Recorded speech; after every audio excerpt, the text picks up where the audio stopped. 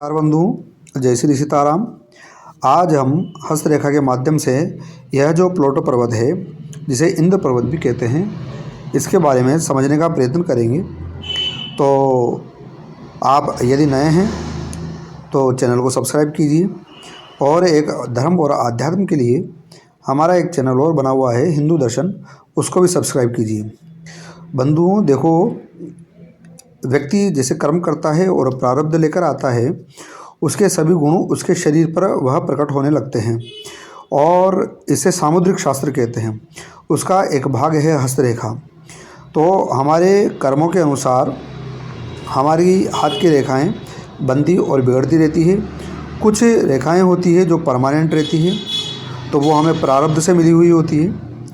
अब हम जानने की कोशिश करते हैं कि हस्तरेखा के माध्यम से कि ये जो इंद्र पर्वत है, प्लूटो पर्वत है, इसका क्या परिणाम होता है।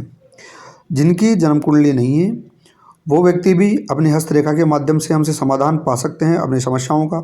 चाहे नौकरी हो, चाहे विवाह हो, चाहे अन्य कोई शत्रु बाधा हो या किसी प्रकार की समस्या हो, वो हमसे इस संबंध में अपनी समस्या का समाधान और निराकरण पा सकते हैं। वीडियो अंत तक देखें। यह तो धर्म है ततो जय, जहाँ धर्म है वहीं जय है। देखो बंधुओं, यह जो गुरु पर्वत है और यह जो बुद्ध पर्वत है, इन दोनों के नीचे हमारी यह जो हृदय रेखा है, इस हृदय रेखा के जस्ट बीच में यह प्लूटो पर्वत अर्थात इंद्र पर्वत पाया जाता है। वस्तुतः इंद्र पर्वत, यह जो प्लूटो पर्वत है, इससे व्यक्ति के वृद्धावस्था के बारे में अनुमान किया जाता है कि उसका वृद्धावस्था कैसा निकलेगी। तो आप भी अपनी वृद्धावस्था का अनुमान इसको देखकर कर सकते हैं, या आप हमसे परामर्श ले सकते हैं अपनी हस्तरेखा दिखाकर। तो देखिए बंधुओं, जो ये प्लूटो पर्वत है, इससे क्या अनुमान निकलता है कि यदि यह प्लूटो पर्वत अच्छे तरीके से उभरा हुआ हो, ठीक तरीके से उभरा हुआ हो, तो जातक को 42 वर्ष के बाद में सुख का अनुभव होता है और वह मृत्यु पर्यंत तक सुखी रहता है। यह ठीक तरीके से उभरे होने पर मृत्यु पर्यंत तक सुखी रहता है।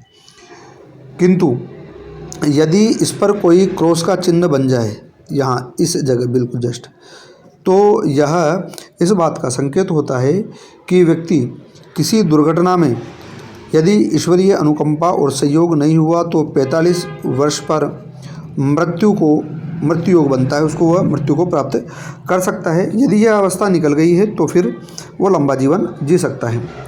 एक बात यह हो गई।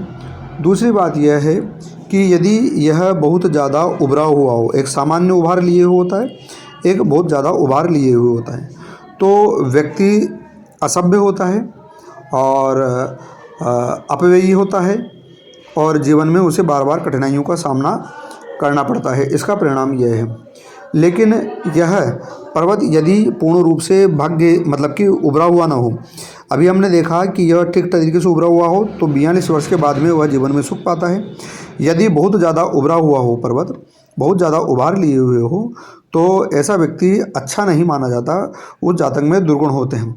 किंतु यदि यह पर्वत बिल्कुल उभरा हुआ ना हो और बिल्कुल दबा हुआ हो, तो जो ऐसा जातक होता है उसको भाग्यहीन माना जाता है, और उसका जो नेचर होता है वो थोड़ा चिड़चिड़े स्वभाव का होता है।